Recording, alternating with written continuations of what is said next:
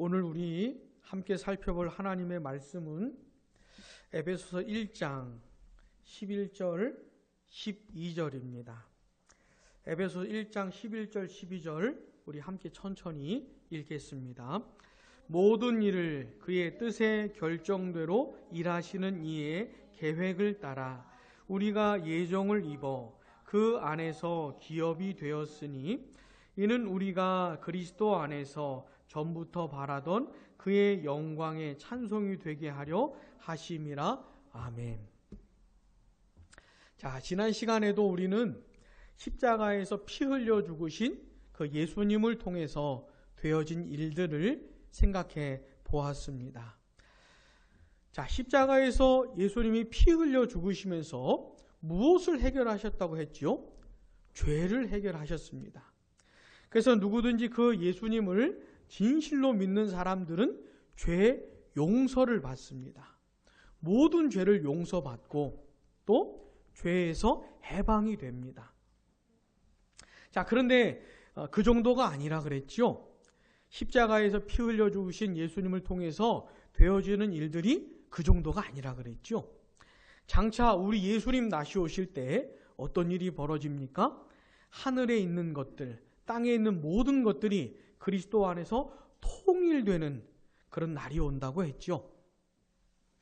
예수 그리스도를 믿고 구원받은 모든 사람들, 하나님을 섬기는 선한 천사들 뿐만 아니라 하나님이 지으신 온 우주 만물이 그렇게 하나님을 섬기고 하나님을 예배하고 하나님을 찬양하는 그 한 무리가 되는, 그렇게 한 공동체가 되는, 완성되는 그 하나님의 나라가 임하는 그런 날이 온다고 했지요.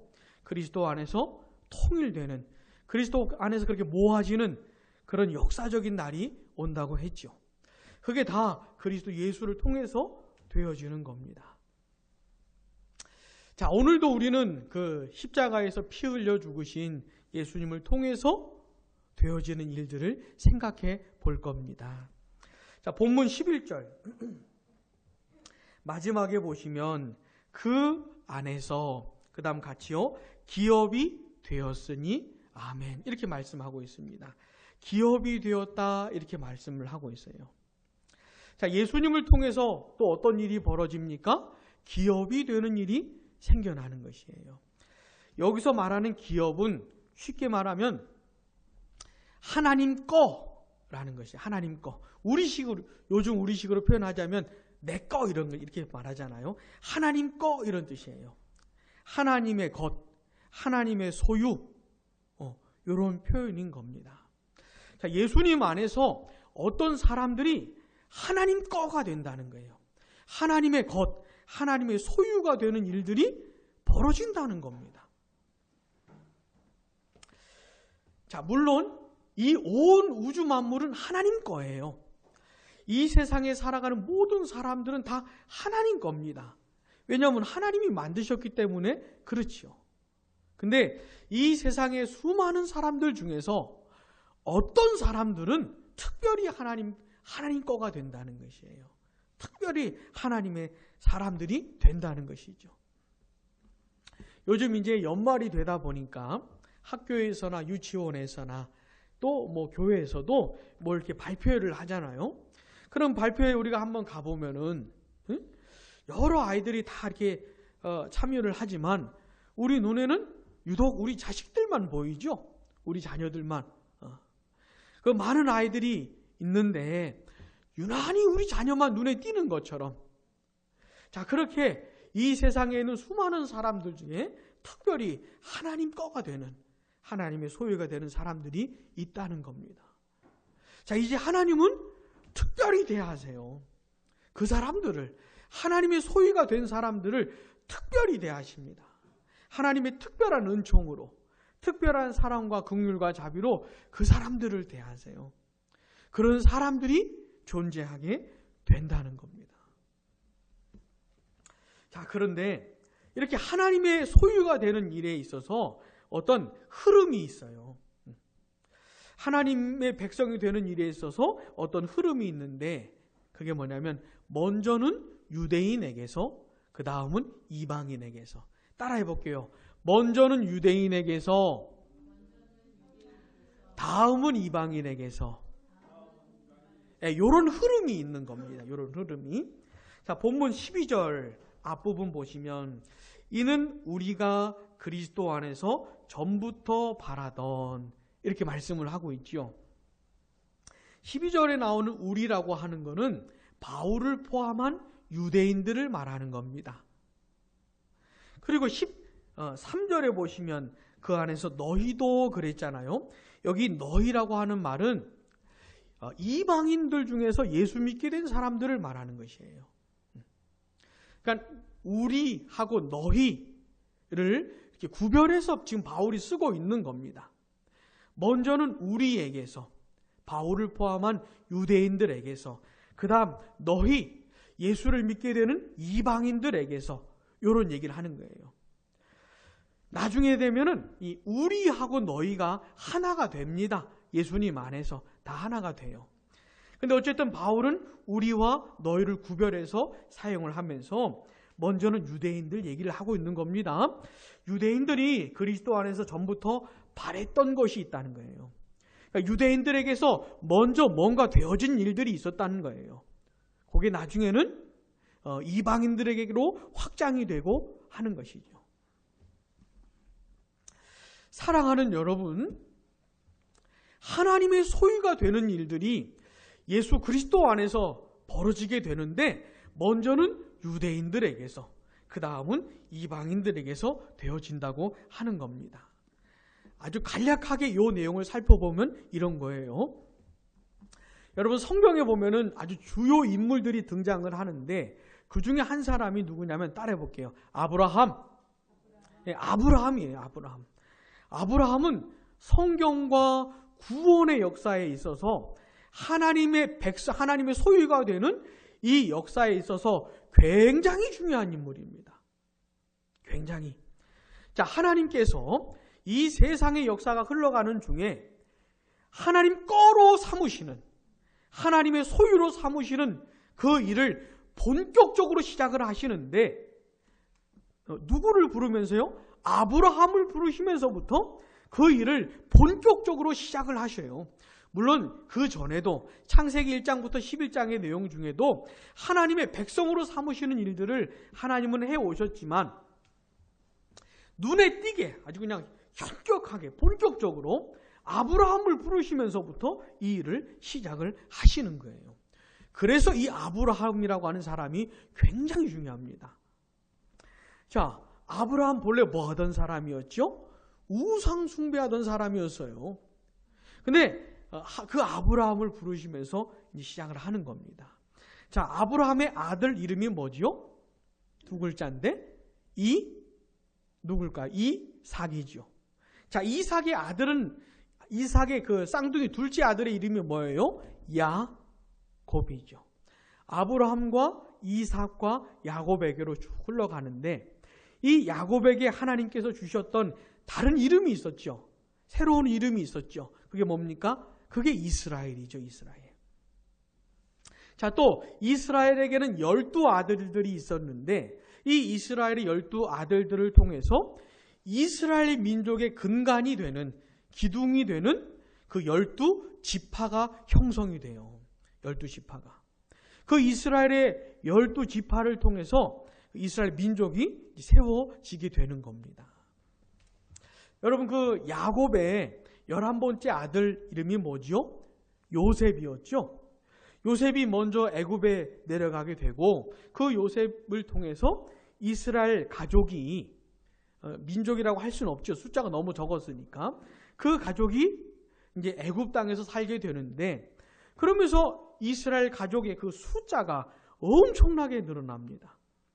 도저히 사람들이 할 수 없는, 이건 하나님의 특별한 역사입니다. 하나님의 소유로 만드시기 위해서 하나님이 하셨던 아주 특별한 역사에서 그 숫자가 엄청나게 늘어나게 된 겁니다.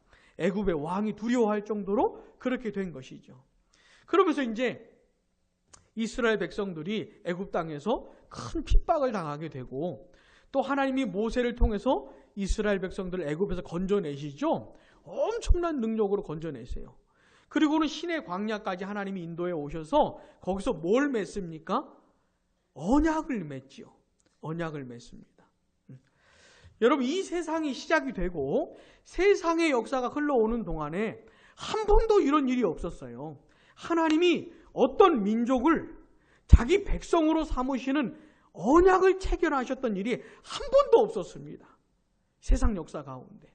근데 하나님이 그 이스라엘을 자기 백성으로, 자기 소유로 삼으시는 것이에요.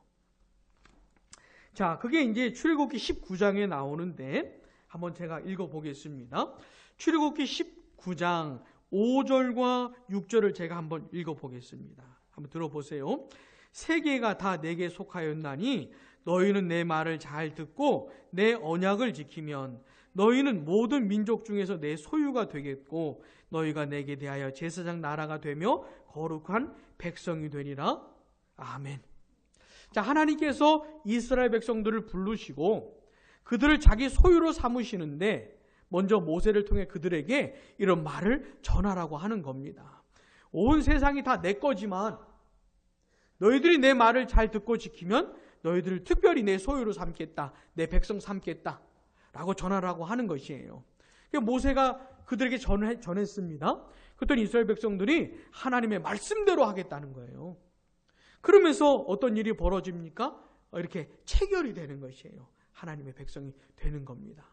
근데 거기에 하나님의 소유라는 표현이 나오는 것이죠. 자, 이제 이런 관계가 맺어졌어요. 그래, 하나님은 다른 민족들하고는 달리 이스라엘 백성들을 특별하게 대하십니다. 그러면서 이제 하셨던 일 중에 하나가 뭐냐면 하나님의 율법을 주신 거예요. 하나님의 법도를 가르쳐 주신 겁니다. 하나님의 말씀을 주신 것이죠. 다른 민족들에게는 이런 일이 없었어요.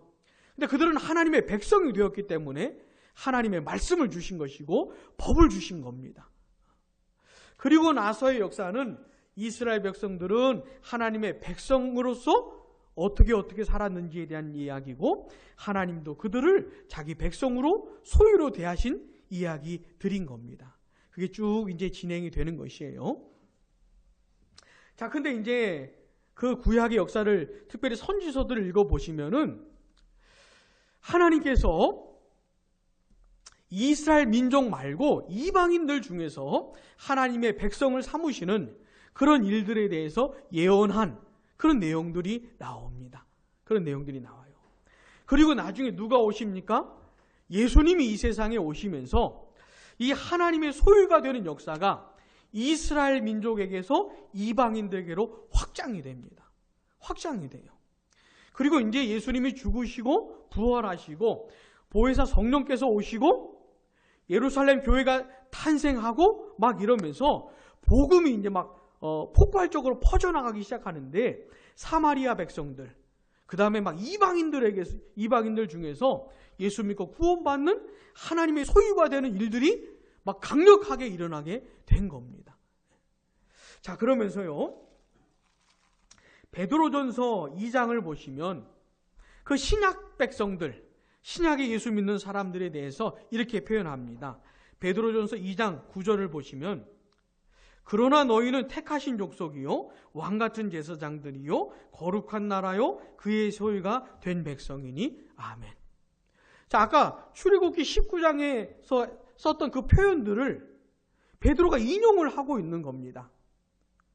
그러니까 출애굽기 19장에서는 유대 민족, 이스라엘 민족에만 해당됐던 내용이 베드로 사도가 그걸 인용하면서 신약의 성도들에게 적용을 하고 있는 것이에요.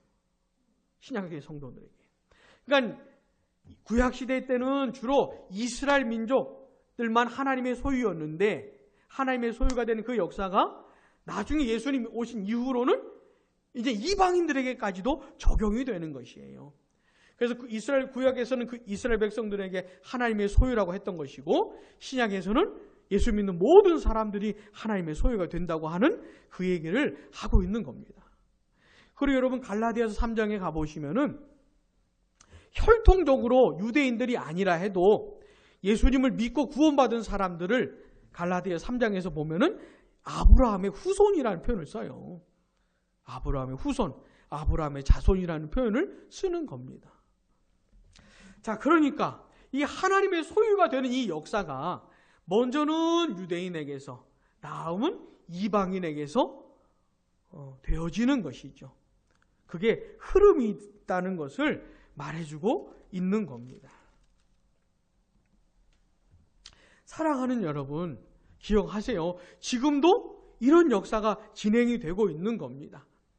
온 땅끝에서, 온 세상 가운데에서 하나님의 소유가 되는, 하나님의 특별한 백성이 되는 일들이 지금도 벌어지고 있는 겁니다.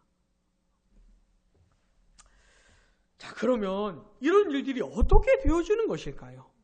어떻게? 응? 자, 본문 11절 앞부분을 우리 한번, 에베소서입니다. 에베소 1장 11절 앞부분을 우리 한번 같이 읽어보겠습니다. 모든 일을 그의 뜻의 결정대로 일하시는 이의 계획을 따라 우리가 예정을 입어 아멘, 그렇게 되었다는 겁니다. 하나님의 계획을 따라 예정을 입어서 하나님의 소유가 되었다, 이렇게 말씀하고 있는 겁니다. 이런 본문 11절에서는 우리의 하나님이 어떤 분이신지를 너무너무 영광스럽게 표현을 하고 있어요. 모든 일을 그의 뜻의 결정대로 일하시는 분. 이게 이제 하나님께 해당되는 표현입니다. 이런 표현은 있잖아요. 하나님께만 해당되는 표현이에요. 하나님께만 쓸 수 있는 문장입니다. 우리 하나님은 어떤 분이세요? 모든 것을, 모든 일을 자기 뜻의 결정대로 하시는 분입니다. 이 모든이라는 말이 굉장히 중요해요. 사랑하는 여러분, 우리 하나님은 어떤 분이시냐면 절대 주권을 가지신 분입니다. 절대 주권을 가지신 분이에요. 이 세상에 눈에 보이든지 보이지 않든지 간에 존재하는 모든 것들과는 현격한 차이가 있는 분입니다. 이 세상에 만들어진 모든 피조물들과는 너무너무 다른 분이세요. 하나님은 너무너무 높으시고 너무너무 위대하신 분이세요.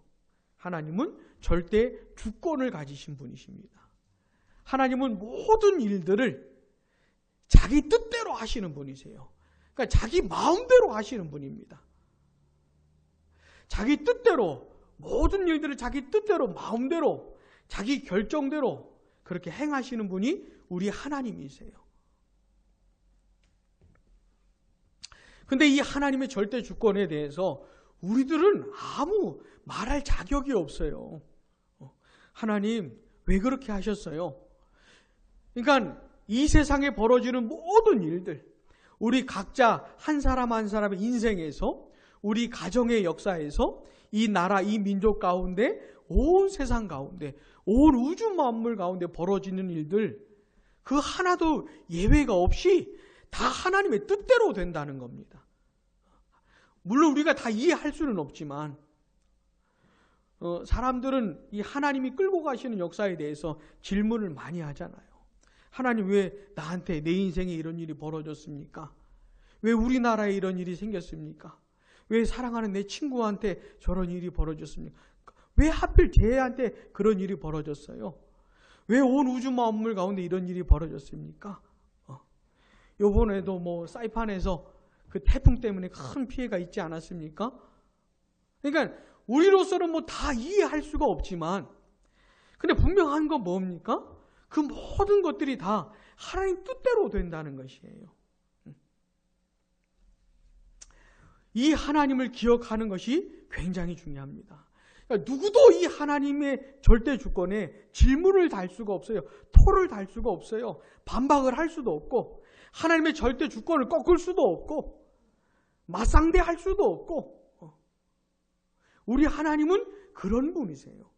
다만 우리의 찬양과 경배를 받으실 뿐인 것이죠.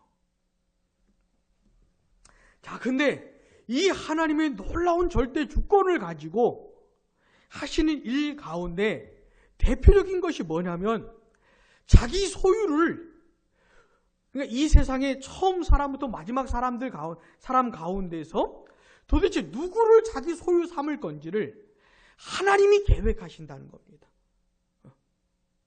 하나님이 미리 정하신다는 것이에요. 그리고 그 사람을 하나님이 먼저 계획하시고 미리 정하신 그 사람을 하나님이 자기 소유로 불러내신다는 것이죠. 먼저는 유대인에게서, 다음은 이방인에게서 하나님의 소유가 되는 이 엄청난 역사 가운데, 흐름 가운데에서 하나님이 먼저 계획하시고 예정하신 그 어떤 사람을 때를 따라 불러내신다는 겁니다. 그러면서 자기 소유로 삼으신다는 것이죠. 사랑하는 여러분, 이 내용을 묵상하시기 바랍니다. 하나님만이 행하시는 하나님의 이 절대 주권의 역사를 통해서 우리 같은 사람들이 하나님의 소유가 됐다는 것이에요. 그러니까 만약에 우리가 예수님을 믿고 구원받았다면 이거 뭐 엄청난 일이 벌어진 겁니다. 이거 엄청난 일이 벌어진 것이에요. 물론 여러분, 이 하나님의 소유고 하나님의 백성이 되려면 우리가 진짜 회개하고 예수님을 믿어야 돼요. 이런 일을 실제로 내가 해야 되는 겁니다. 내가 진짜 회개해야 돼요. 제가 이렇게 전도사 시절부터 중고등부 친구들을 많이 만났었는데, 이 사역을 하는 중에 어느 때 제가 이 복음을 복음답게 알게 된 적이 있었습니다. 복음을 잘 모르면서도 전도사로 사역을 했었어요. 이런저런 말씀도 전하고 그랬다가 어느 때 이 복음의 은혜를 제가 좀 많이 경험한 때가 있었습니다. 그때 이제 제가 우리 그 중고등부 아이들에게 그때 이런 얘기 많이 했나 봐요. 회개하고 예수 믿으라는 얘기를 그때 많이 했나 봐요. 그랬더니 어떤 아이가 이제 마치 이렇게 회개해 주는 것처럼 그런 식으로 저에게 반응을 보이는 겁니다. 전사님, 저 회개했어요. 제가 죄인이라는 거 압니다. 인정하고 고백도 했어요. 이걸 너무 즐거운 표정으로 장난식으로 이렇게 저한테 말을 해주는 거예요. 그때 이건 아닌데 이런 생각을 한 적도 있었는데, 그런 거 아니죠. 그런 게 아니고 진짜 회개를 해야 되는 겁니다. 하나님의 소유가 되려면 내가 진짜 회개하고 예수님을 믿어야 되는 것이에요. 자기 자신이 하나님 앞에서 철저하게 죄인이라는 사실이 이게 받아들여져야 되는 겁니다. 깨달아져야 되는 것이고, 가슴 아픈 마음으로 자기가 지은 죄에 대해서 고백을 하고, 진짜 하나님의 용서를 구하고, 또 예수님이 나 때문에 십자가에서 죽으셨다는 사실을 알고 믿고 그 예수님을 자기의 구주로 영접을 해야 되는 것이에요. 자기의 전 인격을 동원해서 자기의 인격적인 반응으로 회개와 믿음을 반응을 보여야 하는 겁니다. 자, 회개하지 않고 예수님 안 믿으면 하나님 소유 안 됩니다. 반드시 그래야 되는 것이에요. 자, 근데 그런 진실한 반응을 보인 사람들이 그 사람이 어떻게 그렇게 반응할 수 있게 됐냐 이겁니다. 그 사람이 자기 스스로 회개했다거나 스스로 예수를 믿은 것이 아니에요. 스스로의 반응을 보이기 이전에 하나님의 역사가 있었던 겁니다. 모든 일을 자기 뜻대로 행하시는 그 절대 주권을 가지신 하나님께서 그 사람을 자기 소유로 만드시려고 먼저 계획하시고 예정하신 일이 있었던 거예요. 누구도 꺾을 수 없고 누구도 반박할 수 없는, 그냥 하나님이 계획하시고 정하시면 그냥 그대로 갈 수밖에 없는, 그냥 그것대로 진행될 수밖에 없는 하나님의 어마어마한 주권을 따라서 우리 같은 사람들을 계획하시고 예정하셨고, 그리고 때가 되어서 하나님의 소유가 되게 하신 겁니다. 내가 회개하고 믿었던 그거를 넘어서는, 그 모든 것들을 넘어서는 엄청난 역사가 있어서, 그래서 우리 같은 사람이 하나님의 소유가 되었다는 것이죠. 사랑하는 여러분, 이 하나님의 절대 주권을 따라 되어진 일들을 꼭 기억하시기를 바랍니다. 만약에 내가 예수 믿고 구원받았다면 나는 어떤 사람입니까? 하나님의 절대 주권을 따라서 된 사람이에요. 하나님이 먼저 나를 계획하셨고 예정하셨기 때문에 내가 그렇게 반응을 보일 수 있었던 것이고 이제는 하나님의 특별한 소유가 된 겁니다. 자, 그러면 왜 그랬을까요? 왜? 응? 그럼 왜 그랬을까요, 도대체? 먼저는 유대인에게서, 다음은 이방인에게서 일어나는 하나님 거가 되는 이 역사 속에서 하나님이 세상의 역사가 흘러가는 중에 하나님의 소유로 만드시는 일을 계속 해오셨거든요. 근데 그 하나님의 놀라운 역사 가운데 우리 같은 사람들도, 나 같은 사람들로 불러주신 것이에요. 그러면 도대체 왜 그랬을까? 왜 나를 하나님의 소유로 삼으셨을까? 왜 나를 하나님 걸로 불러주셨을까? 왜냐하면 그 하나님, 모든 일을 자기 뜻대로 행하시는 절대 주권을 가지신 너무너무 놀라우시고 영화로우신 그 하나님을 따라해 볼게요. 찬송하게 하려고. 네, 요 이유입니다. 요거. 하나님께 영광 돌리고 하나님을 찬송하고 하나님을 높여드리기 위해서 그렇게 하신 거라고 말씀하는 겁니다. 본문 12절 보시면 이는 우리가 그리스도 안에서 전부터 바라던 가치여 시작 그의 영광의 찬송이 되게 하려 하심이라. 아멘. 그의 영광의 찬송이 되게 하심이라. 쉽게 말하면 하나님을 찬송하려고, 하게 하려고, 하나님께 영광 돌리게 하려고. 여러분, 하나님께서 아브라함을 부르시면서 그 이스라엘 민족을 만드시고 그들을 자기 백성으로 부르시거든요. 왜 그들을 자기 백성으로 부르셨냐면 이스라엘이 하나님을 찬송하게 하려고, 하나님께 영광 돌리게 하려고 그들을 자기 백성 부른 거예요. 이 세상에 수많은 민족들이 있었지만 이 모든 민족들이 하나님을 찬송하는 민족이 없어요. 살아계신 하나님을 예배하는 민족이 없었어요. 근데 하나님이 이스라엘 자기 백성 삼으시면서 그 모든 민족들하고는 다르게 살아계신 하나님을 예배하는 민족으로 불러주신 겁니다. 다른 민족들은 뭐 했어요? 온갖 우상 숭배에 빠져 살지 않았습니까? 뭔 쓰레기 같은 것들을 다 자기들 신이라고 하면서 그 잡다한 것들을 섬기면서 살았잖아요. 근데 하나님은 이스라엘을 부르시면서 하나님을 예배하는 사람들로 만들어주신 겁니다.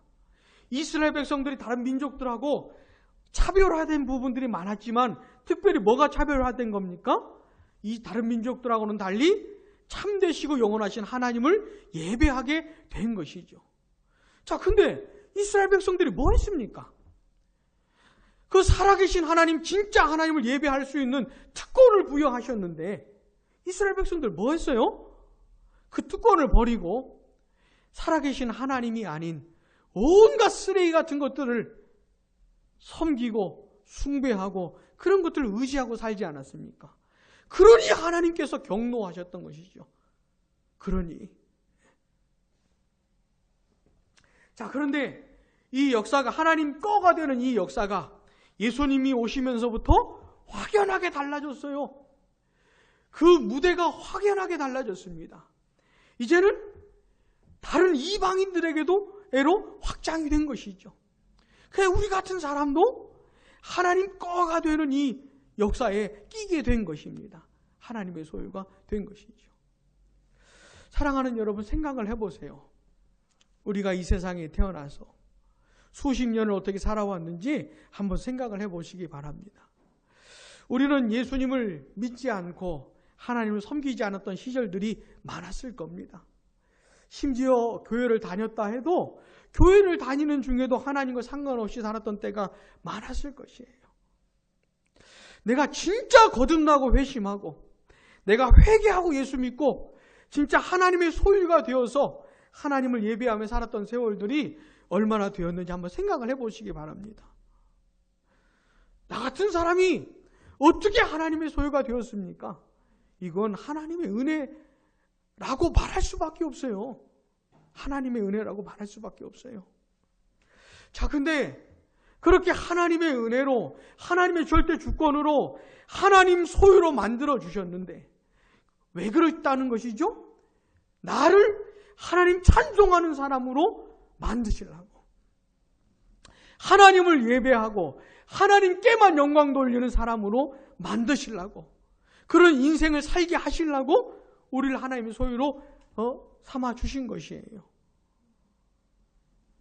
사랑하는 여러분, 이게 얼마나 큰 은혜입니까? 근데 우리는 생각을 해봐야 돼요.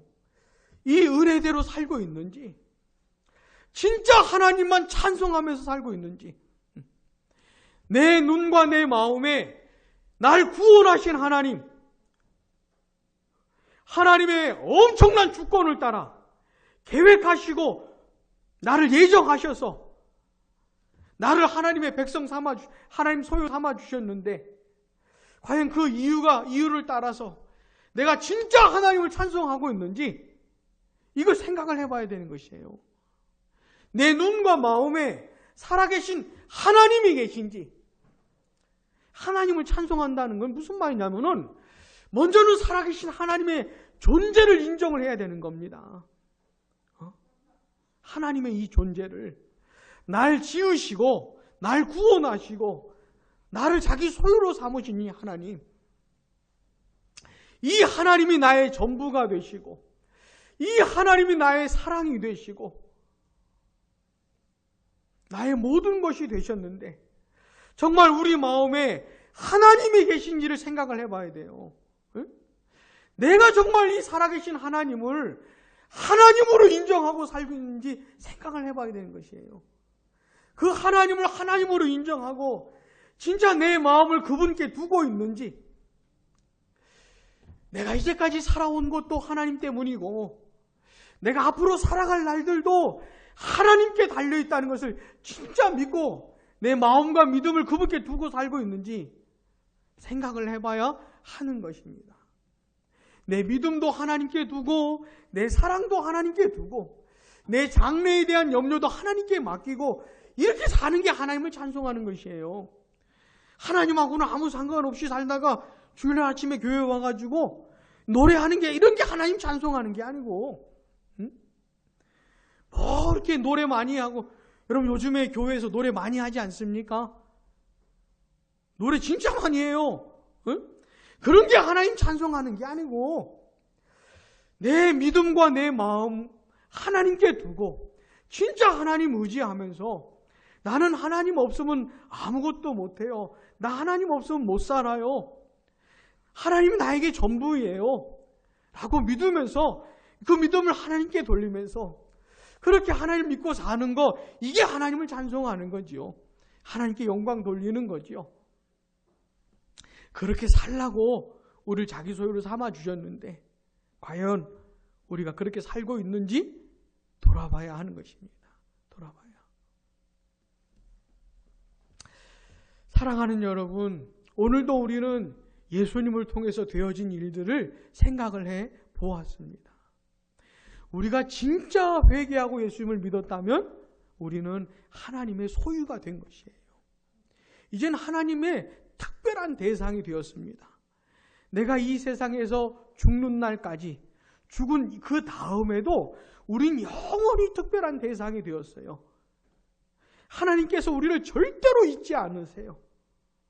눈동자처럼 지켜주세요. 특별한 사랑으로, 흐지부지해지는 사랑 아니고 영원히 변치 않은 사랑으로 우리를 대하세요. 언제까지나.